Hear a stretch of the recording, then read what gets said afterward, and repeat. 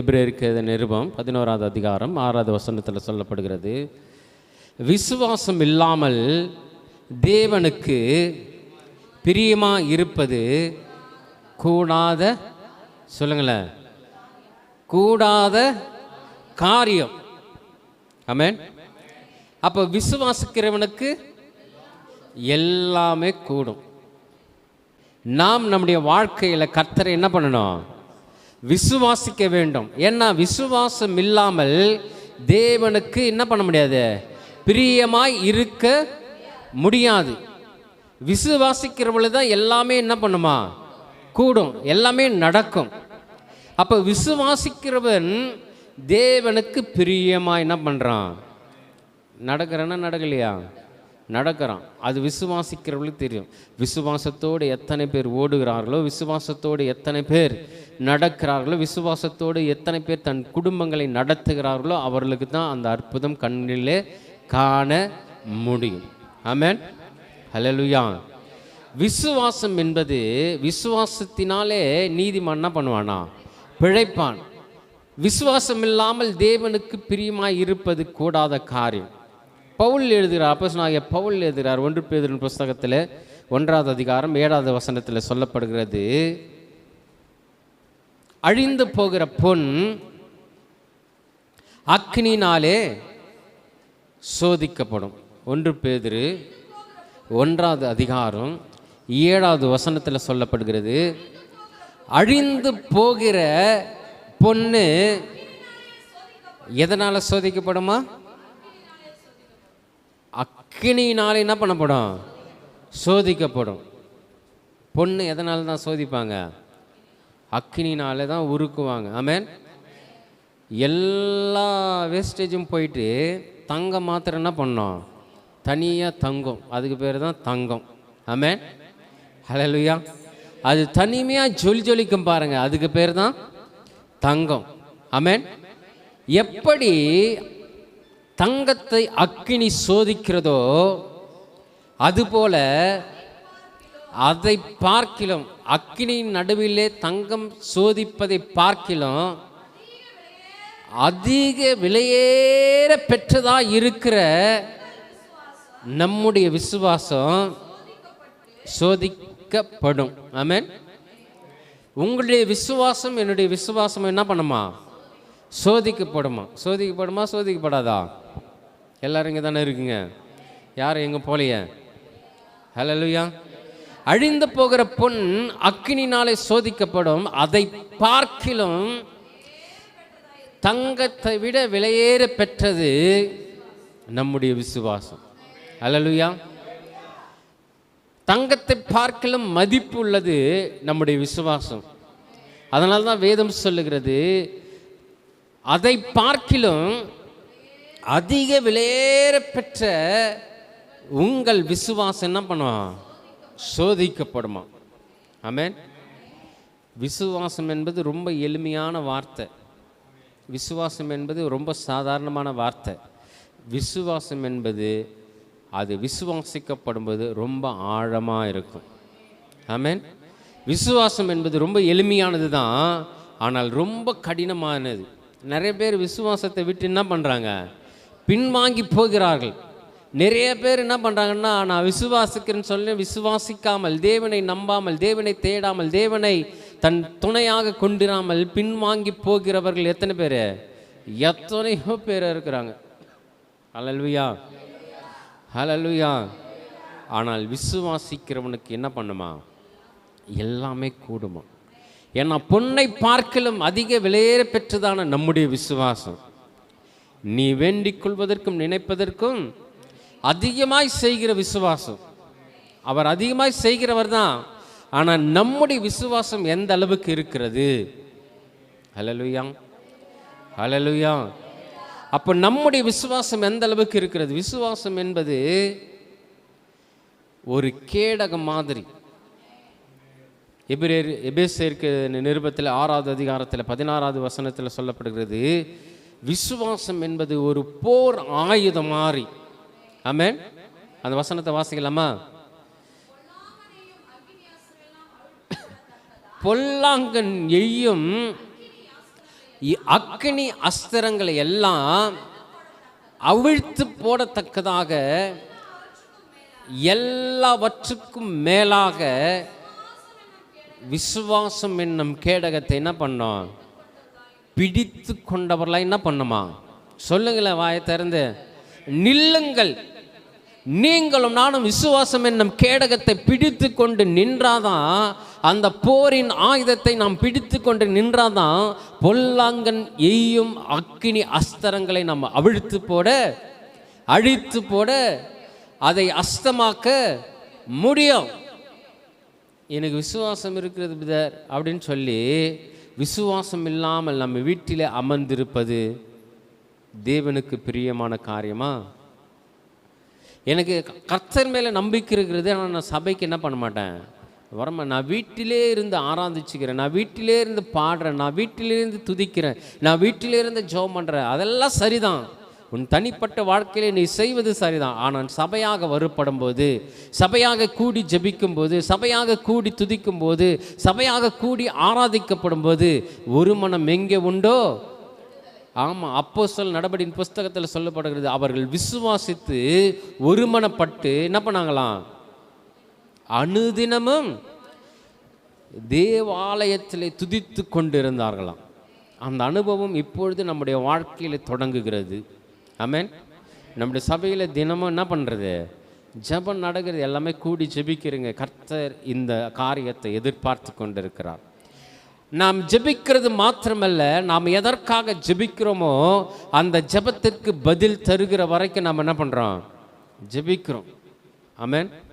வேதம் சொல்லுகிறது, அவர்கள் என்ன கேட்குறாங்கன்னு தெரியாத என்னிடத்தில் என்ன பண்ணுறாங்க? கேட்குறாங்க. அதனால் அவர்களுக்கு என்ன வரல? பதில் வரல. ஆமென். ஆனால் நாம் வேண்டிக் கொள்வதற்கும் நினைப்பதற்கும் அதிகமாக செய்கிறவர். எதனால் சொன்னால்? விசுவாசத்தினாலே. ஆமென். விசுவாசம் என்னும் போர் ஆயுதத்தை நாம் பிடித்து கொண்டவர்களாய் நிற்கப்படும் போது தான் நமக்கு எதிராக வருகிற பிரச்சனைகளை நாம் என்ன பண்ண முடியும்? மேற்கொள்ள முடியும். ஆமென். ஹல்லேலூயா. பழைய ஏற்பாட்டின் பரிசுத்தவான்களை பற்றி பார்த்தோம் இல்லையா? ஆபிரகாம் என்ன பண்ணா? தேவனை விசுவாசித்தார். ஆபிரகாம் தேவனை விசுவாசித்தார். வேற யாரு? ஆபிரகாம் விசுவாசித்தார். 6வது அதிகாரத்தில் நோவா என்ன பண்ணார்? விசுவாசித்தார். எல்லாருமே விசுவாசித்தாங்க. கர்த்தருடைய வார்த்தைக்கு என்ன பண்ணாங்க? கீழ்ப்படிந்தார்கள். அவர்களுக்கு பேரே விசுவாச வீரர்கள். எபிரேயர் நிருபத்தில் சொல்லப்படுகிறது, விசுவாச வீரர்களாம். ஆமென். ஹல்லேலூயா. அவர்களுக்கு பேரே விசுவாச வீரர்கள் என்று அழைக்கப்பட்டார்கள். ஆமென். ஹல்லேலூயா. பழைய ஏற்பாட்டு பரிசுத்தவான்கள் விசுவாசத்தின் எதிர்பார்ப்பு என்னன்னு சொன்னா, பழைய ஏற்பாட்டிலே விசுவாசித்த பரிசுத்தவான்களின் எதிர்பார்ப்பு என்னன்னு சொன்னா, ஆபிரகாம் தேவனை விசுவாசித்தார். ஆபிரகாமுக்கு ஒரு வாக்குத்தத்தத்தை கொடுக்கும்போது, வானத்து நட்சத்திரங்களை பாரு, இது என்ன கூடுமானால் என்ன, இதை பார்க்கிலும் அதிக புத்திரர்கள் உனக்கு என்ன பண்ணுவாங்க? ஆமாம், பெற்றுக்கொள்வேன் அப்படின்னு தானே வாக்குத்தத்தம் கொடுத்தாரு. உன் சந்ததி இவ்வளவா என்ன பண்ணோம்? பெருக பண்ணுவேன்னு தானே சொன்னார். உனக்கு உன் குமாரர்கள் குமாரத்திகள் என்ன பண்ணுவாங்க? உன் சந்ததி பெருகி கொண்டே இருக்குன்னு வாக்குத்தத்தத்தை கொடுத்தார் இல்லையா? ஆனால் அவருக்கு ஏற்கனவே ஒரு குமாரன் இருந்தார். யாரிடத்துல? ஆகார் இடத்துல ஒரு குமாரன் இருந்தார். ஆமென். நல்லா கவனிக்கணும். ஏற்கனவே நமக்கு ஒரு குமாரன் இருக்கப்படும் போது, உன் சந்ததி பெருகுன்னு சொல்லப்படும் போது, ஆபிரகாம் என்ன பண்ணாரு? விசுவாசத்தோடு காத்திருந்தார். அப்போ ஆபிரகாம் கேட்குறாரு, ஆண்டவரே எனக்கு குமாரன் இல்லை, என் வீட்டில் வேலை செய்கிற ஒரு யார் இருக்குது? எலியேசர் இருக்கிறார், ஒரு வேலைக்காரர் இருக்கிறான், அவனை எனக்கு புத்திர சுகாரமாக நீ கொடுப்பீரோ அப்படின்னு சொல்ல முடியும். இல்லை இல்லை, ஏற்ற காலத்திலே உனக்கு ஒரு குமாரன் என்ன பண்ணுவேன்? தருவேன்னு சொன்னார். அப்படியே காலகட்டங்களில் பார்க்கப்படும் போது அதே ஆபிரகாமின் சந்ததியில் தான் மத்திய எழுதின சுவிசேஷம் 1வது அதிகாரத்தில் சொல்லப்படுகிறது, ஆபிரகாமின் குமாரனாகிய தாவீதின் குமாரன் இயேசு கிறிஸ்துவின், அந்த ஆபிரகாமின் வம்சத்திலே ஆண்டவராகிய இயேசு கிறிஸ்து பிறப்பதை தான் அன்றைக்கு தேவ தூதர்கள் வந்து ஆபிரகாம் இடத்துல என்ன பண்ணாங்க? பேசினாங்க. ஆமென். நல்லா கவனிக்கிறீங்களா? பழைய ஏற்பாட்டின் பரிசுத்தவான்களின் விசுவாச வீரர்கள் என்ற பட்டியலே ஏன் வந்ததுன்னு சொன்னால், அவர்கள் ஆண்டவராக இயேசு கிறிஸ்துவை என்ன பண்ணல, பார்க்கல. அவருடைய எண்ணம், ஏக்கம் எல்லாமே என்னவா இருந்ததுன்னா, ஆண்டவராகி இயேசு கிறிஸ்துவின் முதல் வருகையிலே காத்து கொண்டிருந்தார்கள். ஆமென். ஹல்லேலூயா. நல்லா கவனித்து பார்த்தீங்களா? அவர்களுக்கு கொடுக்கும்போது ஒரு வாக்குத்தத்தத்தை கொடுக்கிறார். அவருடைய எதிர்பார்ப்பு எல்லாமே ஆண்டவராகிய இயேசு கிறிஸ்து எப்பொழுது வருவார். ஆமென். அதனால்தான் புதிய ஏற்பாட்டின் காலத்தில் யூதர்கள்லாம் சொன்னாங்க, அவர் வருவார், கிறிஸ்து எனப்படுகிற மேசியா என்ன பண்ணுவார், வருவார் என்று காத்து கொண்டு இருக்கும்போது அவரே சமாரிய ஸ்திரீகிட்ட சொல்கிறாரு, கிறிஸ்து எனப்படுகிற மேசியா வரும்போது இவை எல்லாவற்றையும் சொல்லி எங்களுக்கு அறிவிப்பார் என்று நாங்கள் அறிந்திருக்கிறோம் சொல்லும்போது, உன்னுடனே பேசுகிறவர் நான் தான். ஏன்னா பழைய ஏற்பாட்டின் பரிசுத்தவான்கள் எல்லாமே அவர் வருகைக்காக காத்து கொண்டிருந்தார்கள். புதிய ஏற்பாட்டில் வாழ்ந்து கொண்டிருக்கிற நாமும் காத்து கொண்டிருக்கோம். எதற்காக சொன்னால், ஆண்டவராகிய இயேசு கிறிஸ்து இரண்டாவது வருகையில் வருகிறார் என்பதை எதிர்பார்த்து கொண்டு. ஆமென். ஹல்லேலூயா. அன்றைக்கு அவர்கள் ஆண்டவராகிய இயேசு கிறிஸ்துவை பார்க்கவில்லை. தேவனுடைய வார்த்தைகள் தூதர்கள் மூலமாய் சொல்லப்பட்டது, தேவனுடைய வார்த்தைகள் முகமுகமாய் பேசப்பட்டது. அவர்கள் விசுவாசத்தோடு என்ன பண்ணாங்க, காத்திருந்தார்கள். இன்றைக்கு நீங்களும் நானும் காத்து கொண்டிருக்கிறோம் ஆண்டவராகிய இயேசு கிறிஸ்துவின் இரண்டாவது வருகைக்காக. ஆமென். இன்றைக்கு வேதம் நமக்கு போதிக்கிறது, யாருமே ஆண்டவராகிய இயேசு கிறிஸ்து பார்க்கல இன்று வரைக்கும். நீங்களும் நானும் பார்த்தா விசுவாசித்திருக்கிறோம், நீங்களும் நானும் கண்டா விசுவாசித்திருக்கிறோம், நீங்களும் நானும் கேட்டுதான விசுவாசத்திலே நிலைத்திருக்கிறோம். நமக்கு ஒருவர் சொல்லியிருக்காங்க, நமக்கு சத்தியத்தை ஒருவர் போதித்திருக்கிறாங்க. ஆண்டவராகிய இயேசு கிறிஸ்து என்னும் இரட்சகர் நமக்காக கல்வாரி சிலுவையிலே உனக்காகவும் எனக்காகவும் மரித்திருக்கிறார், உனக்காகவும் எனக்காகவும் ஜீவனை கொடுத்திருக்கிறார், உனக்காகவும் எனக்காக மரித்து அடக்கம் பண்ணப்பட்டு மூன்றாம் நாள் உயிரோடு எழுந்திருக்கிறார். ஒரு நாள் உண்டு, கர்த்தருடைய நாளிலே அவர் வருவார். அவர் கண்கள் யாவும் அவர் என்ன பண்ணுமா, அவரை காணும் என்று சொல்லப்படுகிறது. ஆமென். நம்முடைய காத்திருப்பு, நம்முடைய விசுவாசம் எதில் இருக்குதுன்னு சொன்னால், நமக்காக அடிக்கப்பட்டவர் திரும்ப ஒரு நாள் வரப்போகிறார். ஆமென். இதுதான் விசுவாசம். நமக்கு பொன் கிடைக்கும், பொருள் கிடைக்கும் அப்படி என்பது அல்ல. நாம் இதை விசுவாசிக்கும் போதே கூடவே எல்லாத்தையும் தருவார் தான். ஹல்லேலூயா, ஹல்லேலூயா. ஆனால் தான் வேதத்தில் சொல்லப்படுகிறது, எபிரேயர் நிருபத்தில் 11வது அதிகாரத்தில் 13வது வசனத்தில் சொல்லப்படுகிறது, வாக்குத்தத்தம் பண்ணப்பட்டவர்கள். அதுக்கு மேலே இந்த வசனத்தில் வாசிக்கப்படும்போது நோவாவை குறித்து சொல்லப்படுகிறது, ஆபிரகாம் குறித்து சொல்லப்படுகிறது, அப்புறம் யாரை குறித்து சொல்லப்படுகிறது, சாராளை குறித்து சொல்லப்படுகிறது, ஏனோக்கு குறித்து சொல்லப்படுகிறது. ஆமென். ஏனோக்கு குறித்து வாசிக்கப்படும்போது ஆபேலை குறித்து சொல்லப்படுகிறது. விசுவாசத்தினாலே நோவா என்ன பண்ணனா, 7வது வசனத்தில் சொல்ல, விசுவாசத்தினாலே நோவா தற்காலத்திலே, பார்த்தீங்களா, அவன் பார்க்கவே இல்லை, மழையை பார்க்கவே இல்லை, ஆனால் தேவனுடைய வார்த்தைகளை கொண்டு எச்சரிப்பு பெற்றுக்கொண்டு என்ன பண்ணனா, பேழையை உண்டு பண்ணினானா, பேய் ஆயத்தம் பண்ணுகிறான். ஹல்லேலூயா. அவனுடைய விசுவாசம் நம்ம காணாத இருந்தும் அவன் பேழையை உண்டு பண்ணினான்.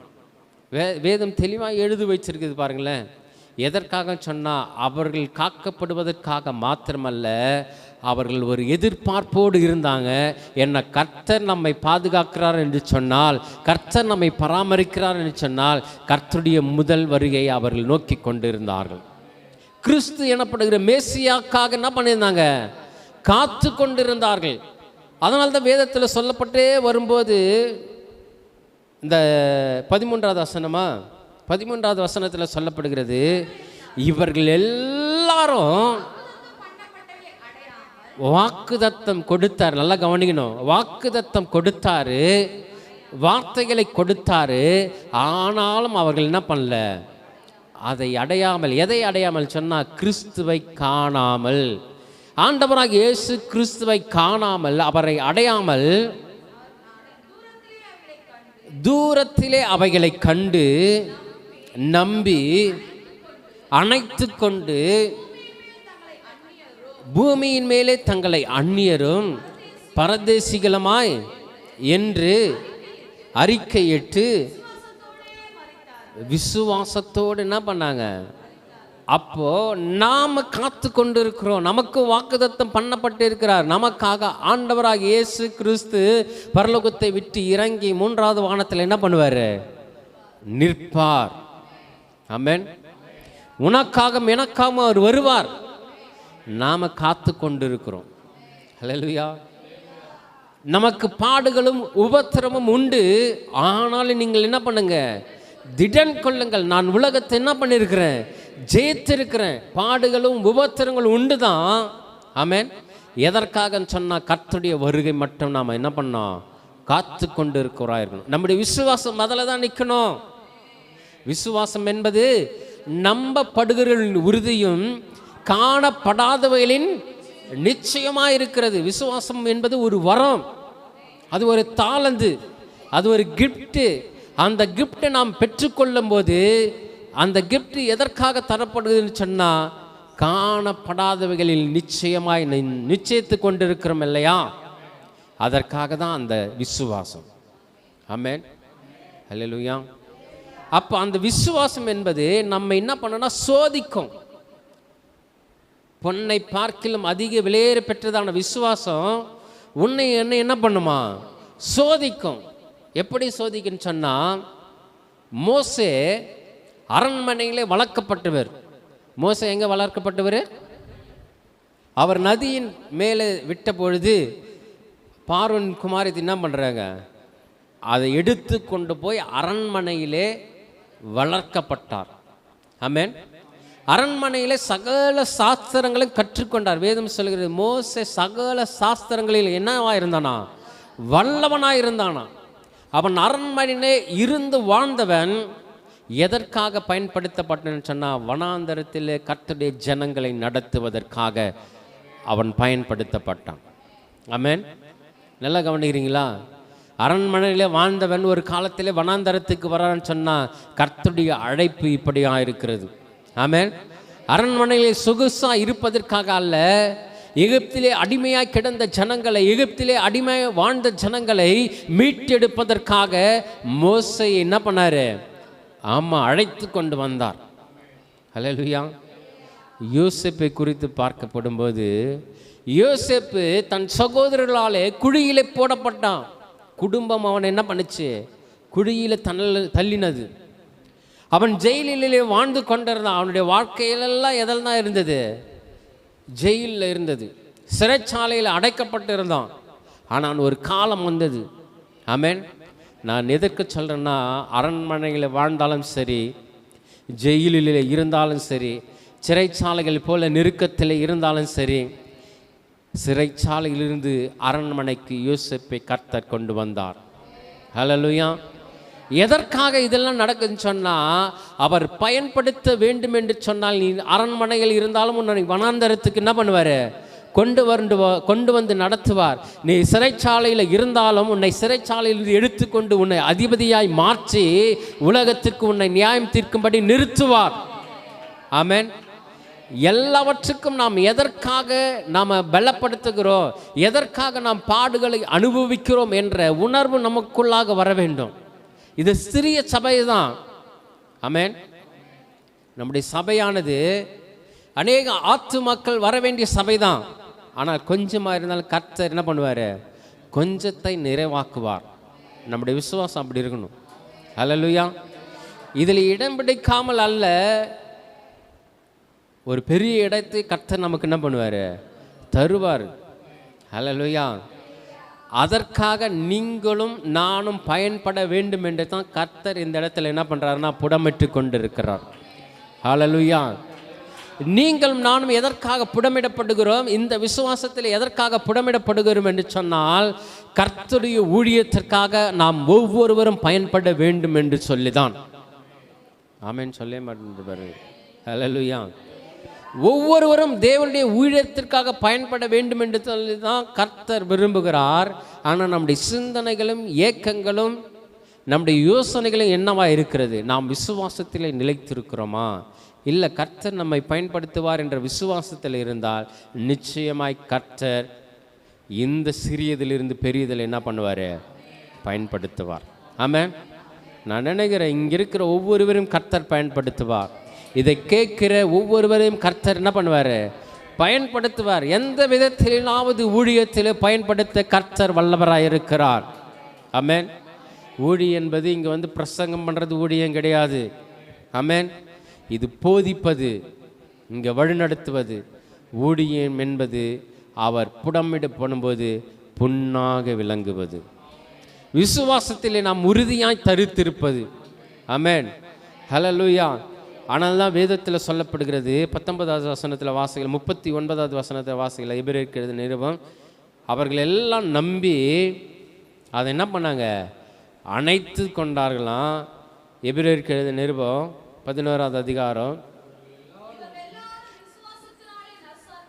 இவர்கள் எல்லாரும் விசுவாசத்தினாலே நற்சாட்சி பெற்றோம். பார்த்தீங்களா? வாக்குத்தத்தம் அவர்களுக்கு கொடுக்கப்பட்டது, ஆனாலும் அவர்கள் என்ன பண்ணல? அடையாமல் போனாங்க. புதிய ஏற்பாட்டின் காலத்திலும் வாழ்ந்து கொண்டிருக்கிற நீங்களும் நானும் தான் பரிசுத்தவான்கள். நீங்களும் நானும் தான் பரிசுத்த நீதிமான்கள். நீங்களும் நானும் மாத்திரமல்ல, எங்கெங்கெல்லாம் கர்த்தரை துதிக்கிறார்களோ, எங்கெங்கெல்லாம் கர்த்தரை போற்றுகிறார்களோ, எங்கெல்லாம் கர்த்தருடைய நாமத்தை மகிமைப்படுத்துகிறார்களோ அவர்கள் தான் பரிசுத்தவான்கள். அவர்கள் எல்லாரும் கர்த்தருக்காக காத்து கொண்டிருக்கிறவர்கள். எப்படின்னு சொன்னால் விசுவாசத்தோடு காத்து கொண்டு இருக்கிறார்கள். ஆமென். காலம் செல்லாதான், காலம் இனி செல்லாது. கர்த்தருடைய வருகை என்ன பண்ணுகிறதான்? சமீபமாக இருக்கிறது. ஆமென். அப்படின்னு சொல்லி நான் சிறு வயதில் இருந்தே கேட்டுக்கொண்டிருக்கிறேன். நிறைய பேர் இதுதான் சொல்லுவாங்களாம். ஆமென். நாங்கள் 2000 வருஷமாக என்ன பண்ணுறோம்? கர்த்தர் வருவார், கர்த்தர் வருவாருன்னு கேட்டுக்கொண்டு இருக்கிறோம். ஆனாலும் என்ன பண்ணல? இன்னும் வரலையே அப்படின்ட்டு சொல்லி நிறைய பேர் என்ன பண்ணுவாங்கன்னா ஏளனமாக பேசுவார்கள். வேதத்தில் சொல்லப்படுகிறது 1 பேதுரு புஸ்தகத்தில் 3வது அதிகாரத்தில், 2 பேதுரு 3வது அதிகாரம் 4வது வசனத்தில் வாசிக்கப்படும் போது, அவர் வருவார் என்று சொல்லுகிற வாக்குத்தத்தம் எங்க? அவர் வருவார்னு சொன்னார். என் சின்ன வயசுலேருந்து கேட்டுக்கொண்டு இருக்கிறேன்னு, 2000 வருஷமாக கேட்டுக்கொண்டு இருக்கிறேன்னு, அவர் இன்னும் என்ன பண்ணல? வரலையே. அப்போ நம்முடைய விசுவாசம் என்ன பண்ணுது? மங்குது. ஆமென். ஹல்லேலூயா. அதனால தான் பவுல் பாருங்களேன் அழகாக எழுதி வச்சிருக்காரு. அவங்க கேட்பாங்க. எப்படி கேட்பாங்கன்னா, அவர் வருவார் என்று சொல்லுகிற வாக்குத்தத்தம் எங்கே? பிதாக்கள் நித்திரை அடைந்த பின்பு, சகலமும் சிருஷ்டிப்பின் தோற்றம் முதல் இருந்த விதமாகவே என்ன பண்ணுது? இருக்கிறது என்று என்ன பண்ணுவாங்க? சொல்லுவாங்க. ஆமென். நிறைய பேர் இப்படியே சொல்கிறதுக்கு ஆரம்பிச்சிட்டாங்க. நிறைய பேர் வந்து போயிட்டாருன்னு சொல்கிறாங்க.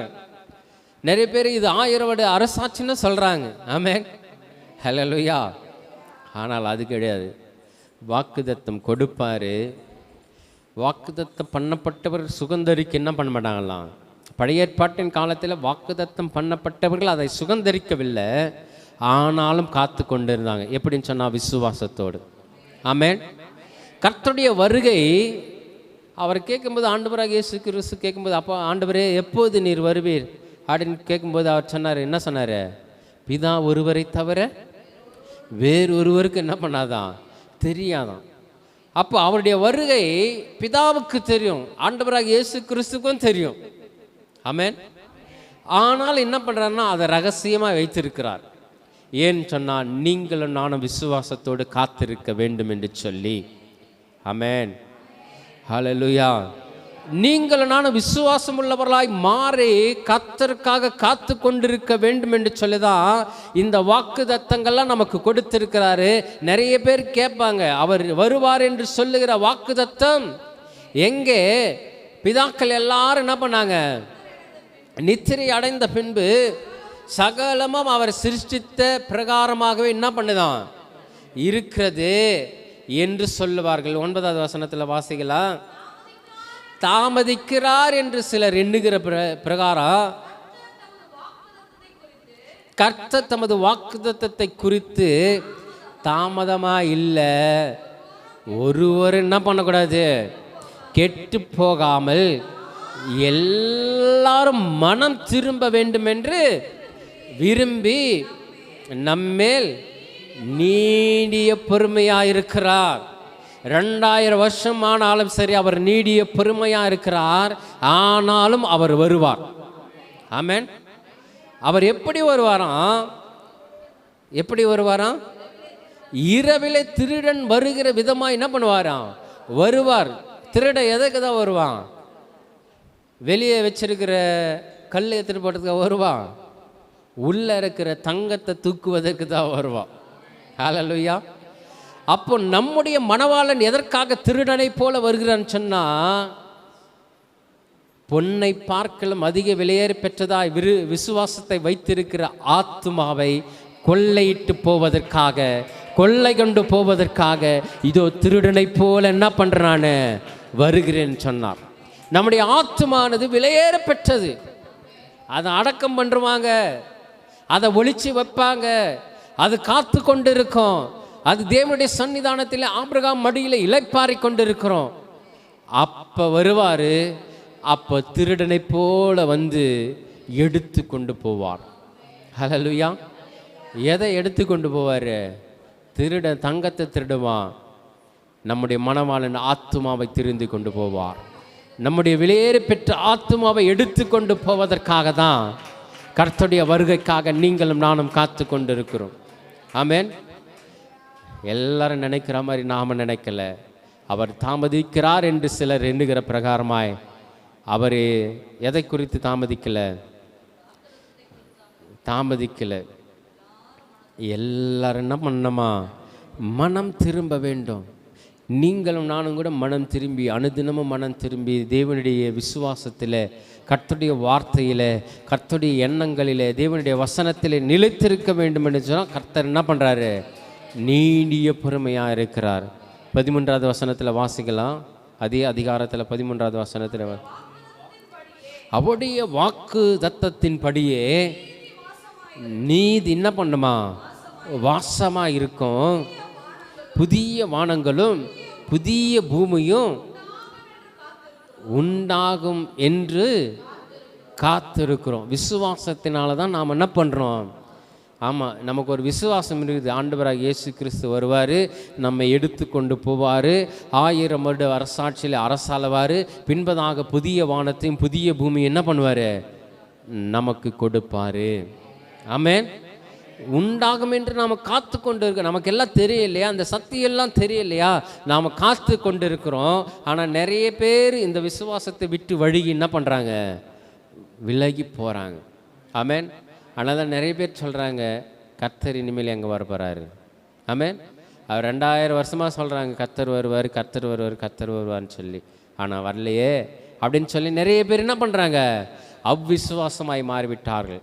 ஆனால் நம்முடைய விசுவாசமோ எப்படி இருக்குதுன்னா, பொன்னை பார்க்கும் விலையேற பெற்றதாக இருக்குது. இந்த விசுவாசத்தில் நீங்களும் நாளும் நிலைத்திருக்கப்படும் போது தான் இது தேவனுக்கு பிரியமான விசுவாசமாக இருக்குது. ஆனால் தான் முதல்ல வாசத்தம் இல்லையா? விசுவாசம் இல்லாமல் தேவனுக்கு பிரியமாக இருப்பது கூடாத காரியம்.